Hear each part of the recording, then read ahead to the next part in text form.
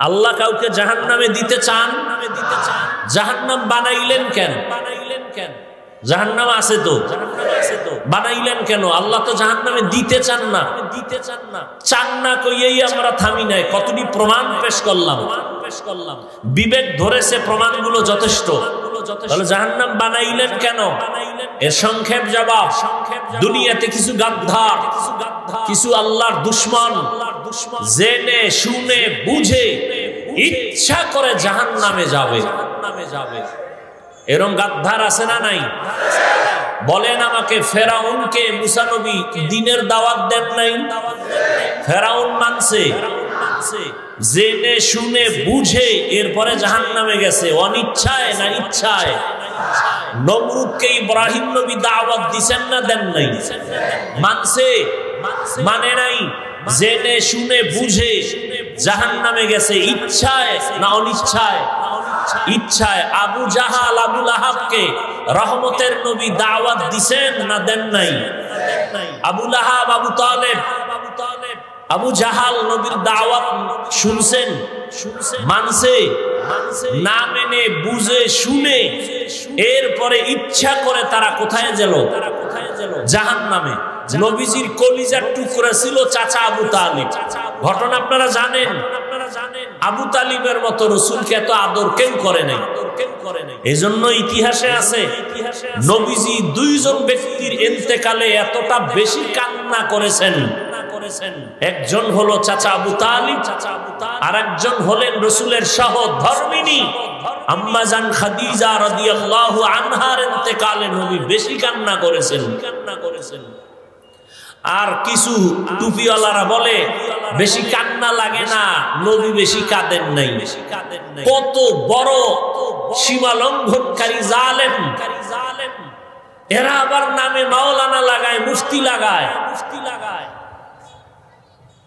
কোন দিন জানি তাদের এই অহংকারে নবী দাবি করে ফেলে। এরা পারে না এমন কিছু নাই। আল্লাহ হেদায়েত দান করুন। জাহান্নাম বানাইলেন কেন? ইচ্ছা করে কিছু মানুষ জাহান্নামে যাবে, জেনে বুঝে শুনে এরপরও যাবে। এবার আসেন আমগো এই অবস্থার ভিতরে দেখেন তো আমগো হালাত। আমাদের ভিতরে দেখবেন কিছু মুসলমান আছে হাসতে হাসতে বলে এত সওয়াব দিয়া হবে কি? বলে না? এত ওয়াজ মাহফিল দিয়া লাভ কি? হুজুরেরা এত চিল্লা চিল্লি করলে লাভ কি? ওই গাদ্দারকে কানে ধরে যদি জিজ্ঞাসা করা যায়, তো ওই গাদ্দার দেখো নাই বাংলার জমিনে তাকাইয়া আলেম ওলামা মুসলমান এই ওয়াজ করার কারণে, চিৎকারের কারণে বেশ্যা তাসলিমা পালাইতে বাধ্য হয়েছে। নাস্তিকরা মাথা উঁচু করার সাহস পায় না, মাঝে মাঝে সাপের মতো মাথা উঠাইয়ে একটু ফোঁস করতে চায়। দেখে কেউ নাই তো, হাটাজারির হুজুর চলে গেছে, জুনায়েদ বাবুনামুরি নাই, মুফতি আমিনী রহমাতুল্লাহ আলাইহি নাই, চরমনের হুজুর নাই, হাফিজি হুজুর নাই, পীরজি হুজুর নাই, আজিজুল হক রহমাতুল্লাহ আলাইহি নাই, বড় বড়রা নাই। একটু ফোঁস করে দেখে কি হালাত, দেখে যে না, তাদের রেখে যাওয়া সন্তানগুলো কেউ ঘুমায় নাই।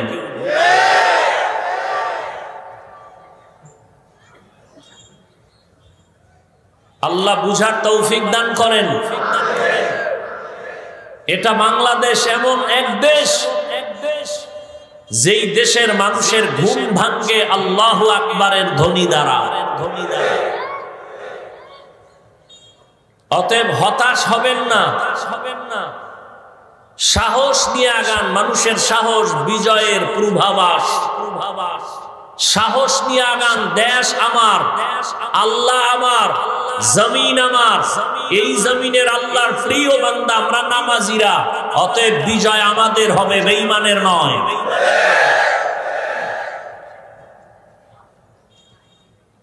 আমরা দুনিয়ার লাইনে আলহামদুলিল্লাহ অপরাধ থেকে বেঁচে থাকি, মানুষের উপরে জুলুম করি না। অতএব আমাদের সাহস থাকবে, প্রিয় পাকাপোক্ত সাহস। আমাদের সাহস আমাদেরকে বিজয় এনে দিবে ইনশাআল্লাহ। ভয় পান কেন? মৃত্যু তো হবেই, পালাবার সুযোগ আছে নাই? আল্লাহ আমাদের হেদায়েতের দৌলত দান করেন। তো আল্লাহ জাহান্নামে কাউকে দিতে চান?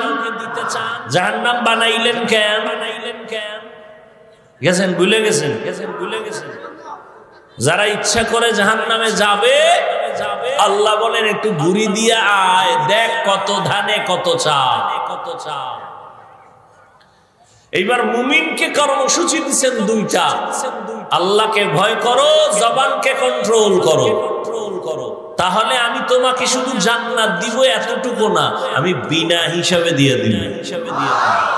আরো আস্তে করে বলেন, ইয়া আইয়ুহাল্লাযীনা আমানুত্তাকুল্লাহা ওয়াকুলু কাওলান সাদীদা ইউসলিহ লাকুম আ'মালাকুম ওয়া ইয়াগফির লাকুম যুনুবাকুম ওয়া মান ইউতি'িল্লাহা ওয়া রাসূলাহু ফাকাদ ফাযা ফাওজান আযীমা। হর কে দারাদ খৌফে হক দর দিল মাদাম জান্নাতুল মাওয়া দেহাদ উরা মাকাম জুজবা হক চীজে মখাজ ইনসজা ফজলে উআ মস্তে দর জুমলা জাহা। মুমিনদের জন্য দুইটা কর্মসূচি, এক নাম্বার আল্লাহকে ভয় করো, দ্বিতীয় কর্মসূচি জবানটাকে হেফাজত করো। এই কর্মসূচি দুইটা কেমনে তুমি পালন করবা, কেমনে তুমি তোমার কাজে বাস্তবায়ন করবা, একটা পদ্ধতি লাগবে, নিয়ম লাগবে। নিয়ম ছাড়া ঘর চলে না, নিয়ম ছাড়া গাড়ি চলে না, নিয়ম ছাড়া খানা চলে না, নিয়ম ছাড়া ঘুম চলে না। চলে? অনেকে দেখবেন বিল্ডিং বানায়, বেডরুম, ডাইনিং, ড্রয়িং থেকে বাথরুম খুব সুন্দর, কথা বল না কেন? দেখলেই ভিতরে ঢুকলেই মনে হয় কলিজা ঠান্ডা হয়ে যায়। অনেকে এসি পর্যন্ত লাগায় নিচ্ছে। কোথায়? বাথরুমে। এই দেখা কেউ কি কয়, বালিশটা দেরে আধা ঘন্টা একটু রেস্ট নেই। হ্যাঁ, প্রত্যেকটা কাজের একটা কি আছে? আল্লাহর হুকুম মানবেন, সেখানেও নিয়ম আছে না নাই? আল্লাহ পাক বলেন কোন নিয়মে তুমি আমার হুকুম মানবা। এক নাম্বার আদেশ আল্লাহকে ভয় কর, দ্বিতীয় আদেশ হলো জবানটাকে হেফাজত করে নাও, কারণ জবান একটা মারাত্মক অস্ত্রের নাম। কোন পদ্ধতিতে তুমি মানবা?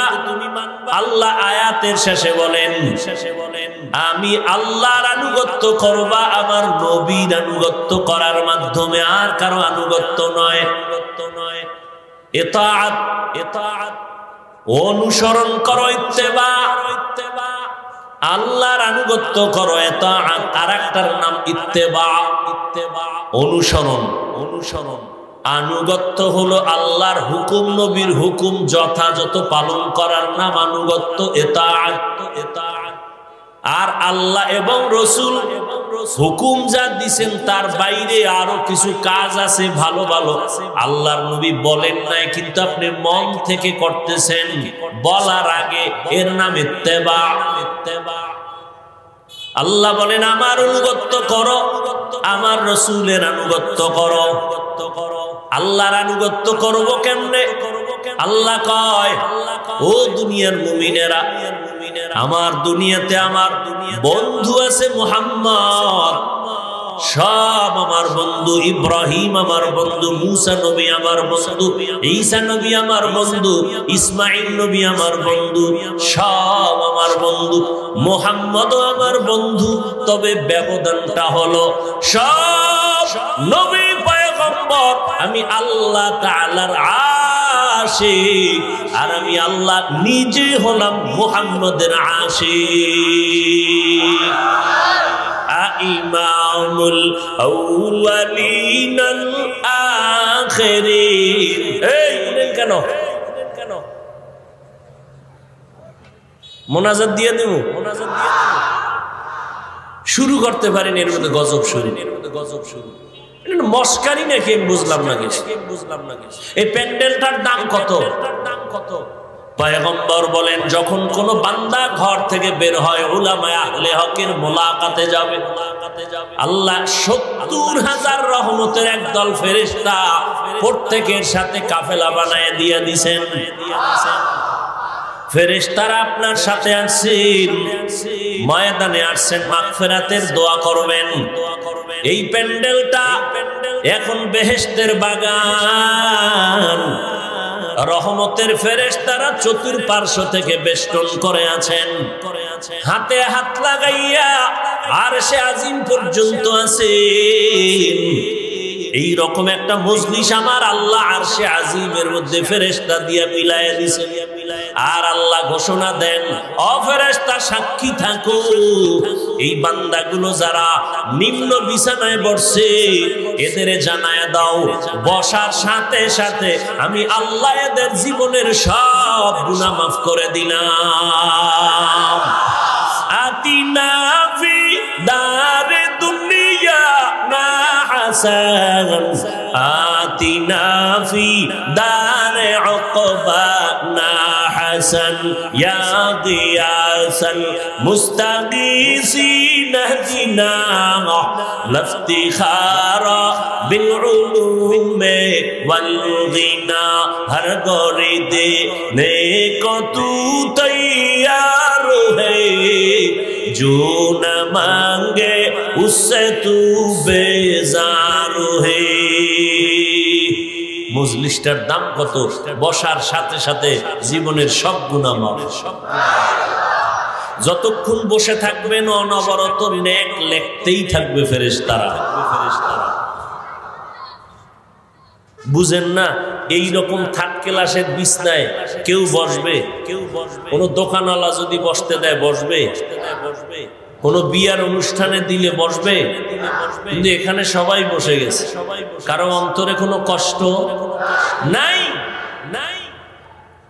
এতগুলো মানুষ যদি কোনো টাকাওয়ালা জমা করতে চাইতেন, কোটিপতি, যে সবাই এক জায়গায় জমা করব, তাহলে তার এক নাম্বার করণীয় কি ছিল? আসা যাওয়ার ফ্রি গাড়ি দেওয়া লাগতো। তারপরে জান্নাতি মানুষ একজনও পাইতো না, টাটকা গাঞ্জা করে লাইনে দাঁড়াইতো। ঠিক নেই? আর এখানে সব জান্নাতি মানুষ। কথা ঠিক না? এরপরে আসার পরে বসার বিছনা কত ভিআইপি দিত, চেয়ার, এরপর ফাঁকে ফাঁকে নাস্তা, দেরি হইলি চেয়ারের বাড়ি। কি ডিজাইন দেখেন না সোনার বাংলায়? কি ভিডাভিডি, বাতাসে শুধু চেয়ার উঠতেছে, খাওয়ান নয় কিলে কিলে। এরপরে নিয়ন্ত্রণের জন্য কত র্যাব, কত পুলিশ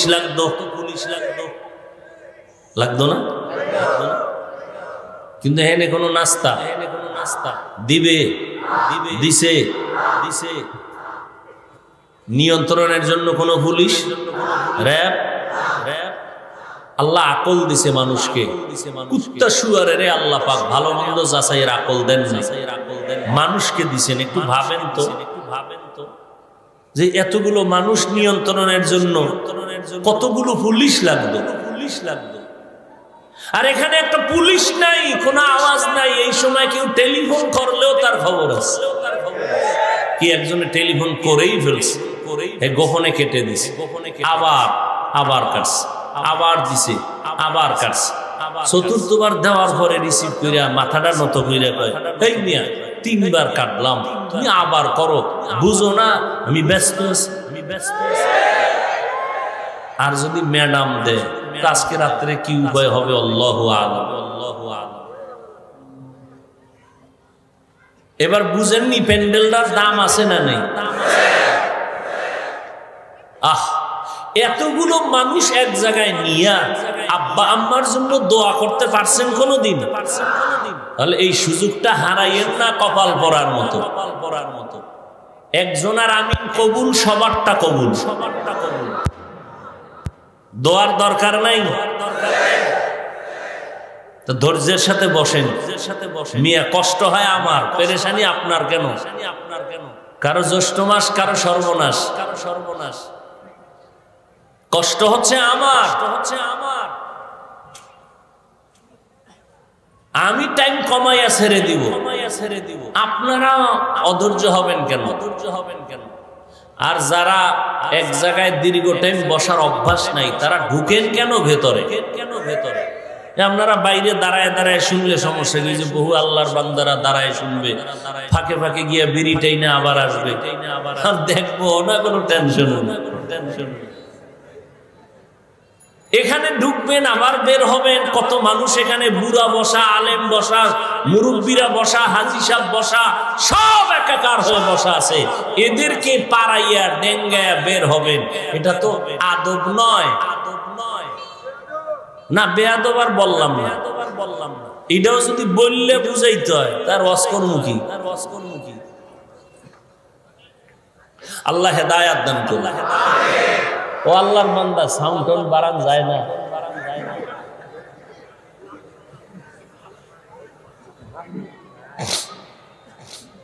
আসল অপারেটর নাই কই? এই এতবার কই একটু রিভার্বটা বাড়াইতে। আমাদের শরীরের মূল যেমন রূহ, আমগো ওয়াজের রূহ হইল মাইকের আওয়াজ। এটা প্যান্ডেল দরকার নাই, বাতি দরকার নাই, মাইক আছে, বয়ান চলবে। মিয়া আল্লাহর দেওয়া জিনিসটার কত চেঁচামেচি করা যায়।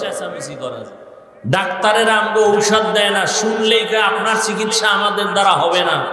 কারণ পৃথিবীতে কোনো অনিয়ম ভাবে চললে আপনারা চলেন, আর পৃথিবীতে কথা বলার মতো কষ্টের কাজ আর একটাও নেই।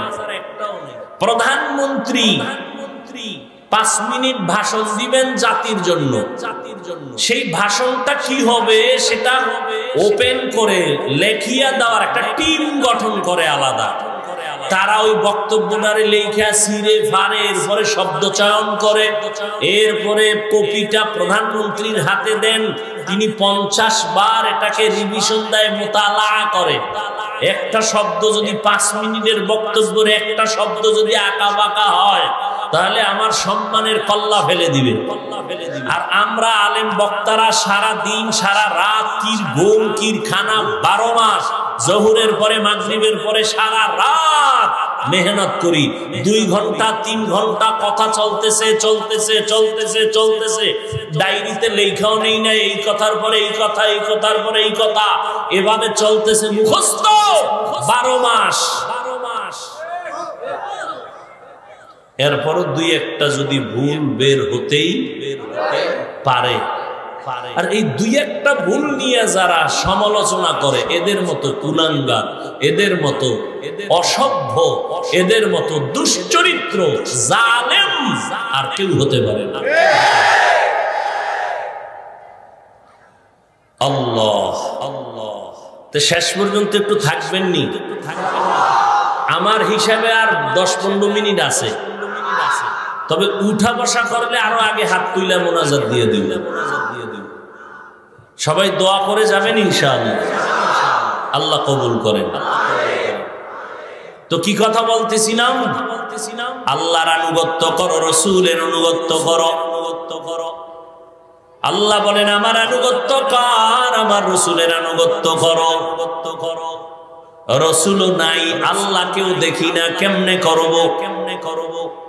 1500 বছর আগে পয়গম্বর বলে গেছেন, ক্বালান নবী সাল্লাল্লাহু আলাইহি ওয়া আলিহি ওয়াসাল্লাম, তারাকতু ফীকুম আমরাইন লান তাদিল্লু মা তামাসসাকতুম বিহিমা, কিতাবাল্লাহি ওয়া সুন্নাত রাসূলি। ও দুনিয়ার উম্মত, দুটো জিনিস আমি রেখে বিদায় নিলাম। বিদায় নিয়ে নবী কই গেলেন? ধর্মীয় সুন্দর লাইব্রেরিতে আটকানো কোরআন শরীফ কোন সিন্ধুকে তালা মারা। 1500 বছর হয়ে গেল। কোন বিধর্মীয় যদি কোরআন শরীফ ধরতে চায়, টাকা না থাকলে কিনে দিব। এই রকম খোলামেলা কোরআন থাকে। এই বাংলাদেশে ইন্ডিয়া নামের এক কোম্পানি ছিল। ইন্ডিয়ার থেকে আগত, ওদের কাজ ছিল কোরআন শরীফ ধইরা এক জায়গায় জমা করবা, এরপরে কাগজগুলো জ্বালায় দিবা, এই মুসলমান যেন কাগজের কোরআন আর হাতে না পায়। কিন্তু ভারতের ভিতরে শত শত মাদ্রাসা সরকারের টাকায় চলতো। ব্রিটিশ বেঈমানরা এসে সব মাদ্রাসায় তালা দিয়া খরচ বন্ধ করে দিল। 1000 2000 না, হাজার হাজার হাজার হাজার হাজার আলেমকে জবাই করে গলায় ফাঁস লাগায়া রাস্তার গাছে লাশ ঝুলাইতো। এটা তো আর 1000 বছর আগের কথা না। ব্রিটিশদের ইতিহাস পড়েন। এরা চেয়েছিল এই জমিনে কোরআনের আলো থাকবে না। যত বাধা আসতেছে কোরআনের আলো তত ছড়িয়ে পড়তেছে। আপনারা সাক্ষী দেন, আল্লাহর দিকে তাকায় সত্যটা বলবেন, তালে তালে না। এখানে অনেক শিক্ষিত মানুষ, বলেন আগের তুলনায় মাদ্রাসা কম না বেশি? তাবলীগ কম না বেশি? পীর সাহেবদের আনাগোনা মেহনত কম না বেশি? আলেম ওলামা কম না বেশি? মসজিদ কম না বেশি? তা আপনারা এত ষড়যন্ত্র করেন বন্ধ করার, একটু বুঝেননি যে যত বন্ধ করতে চাই তত বাড়ে? এটা বন্ধ করার কোন সুযোগ আর আছে? এরপরে তো চ্যালেঞ্জ দেওয়া আল্লাহর পক্ষ থেকে, ভুল বের করে দাও, আমরা আলেমরা সব এক হয়ে কোরআন বন্ধ করে দিব। কারণ এই ভুল কোরআন আমরা মানব না। কারণ কোরআন ভুল মানি, আল্লাহ ভুল, দুনিয়া ভুল, আখেরাত ভুল। অতএব কোরআন সত্য, আখেরাত সত্য। কোরআন সত্য, আল্লাহ এক, কথাটা সত্য। কোরআন সত্য, ফেরেশতা আছে সত্য। কোরআন সত্য, জান্নাত আছে সত্য। কোরআন সত্য, জাহান্নাম আছে সত্য। কোরআন সত্য, নেক আমল করলে জান্নাত, এ কথা সত্য। কোরআন সত্য, অপরাধ করলে, গুনাহ করলে জাহান্নাম, এ কথাও সত্য।